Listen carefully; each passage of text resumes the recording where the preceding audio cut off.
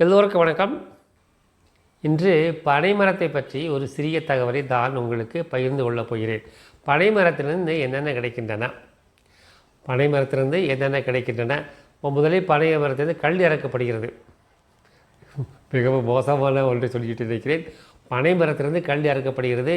இன்று மதுபான கடையில் கிடைக்கும் எவ்வளவோ குடித்து சத்து போவதாக பனைமரத்தில் கிடைக்கும் கல்லை குடித்தால் உடலுக்கு அது நல்லது.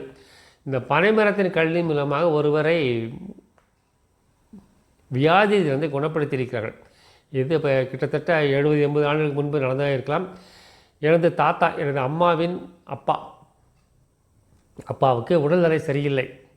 உடல்நிலை சரியில்லாத போடும்போது அவர் மதுரையில் வடமலையான் ஆஸ்பத்திரியில் வைத்தியம் பார்த்தார்கள். அந்த காலத்தில் வடமலையான நேரடியாக அவருக்கு வைத்தியம் பார்த்தா கடைசியில் அவராலும் சரியாக குணப்படுத்த முடியவில்லை. கடைசியாக வடமலையான் என்ன செய்கிறார், நீ ஏதாவது ஊருக்கு சென்று ஒரு மரத்து பனைமரக் கல்லை குடிக்க வேண்டும் சொல்கிறார். அதுதான் உனக்கு மருந்துகிறார். அதே போல் அவரை கூட்டி வந்து எங்கள் ஊருக்கு கூட்டி வந்து அங்கே ஒரே மரத்திலிருந்து அந்த கல்லை இறக்கி கொடுத்து அவரை காப்பாற்றுகிறார்கள். இப்படிப்பட்ட நோய் தீர்க்கும் குணமும் பனைமரத்தில் வரும் பொருளுக்கு உண்டு.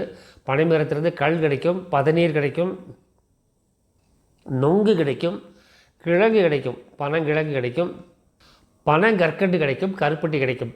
இவ்வளவு விதமான பொருட்கள் ஒரு மரத்திலிருந்து கிடைப்பது கொஞ்சம் ஆச்சரியமாக இருக்கிறது. இதே மாதிரி வேறு ஏதாவது மரங்கள் இருக்கிறதா என்றால் எனக்கு சொல்லுங்கள். அதை பற்றி தனியாக போடலாம். பனைமரத்தை எத்தனை பொருள் கிடைக்கின்றன? 1 கல், 2 பதனி, 3 பனங்கற்கண்டு, 4 கருப்பட்டி, நொங்கு, பனங்கிழங்கு, 6 வகையான பொருட்கள் ஒரு மரத்திலிருந்து கிடைக்கின்றன. பனைமரத்திலிருந்து செதுக்கப்படும் கட்டைகள் வீட்டில் உத்தரமாக போடலாம். எனக்கு தெரிந்தவரை மிகவும் உறுதியான மரம் என்று ஒன்று எடுத்தால் அது பனைமரச்சட்டை தான். ஆனால் மக்கள் அதை பயன்படுத்துவது என்றால் அது வேலை செய்வதற்கு மிகவும் கடினமாக இருக்கும். தேக்கு மரம் வேலை செய்வதற்கு எளிதாக இருக்கும்.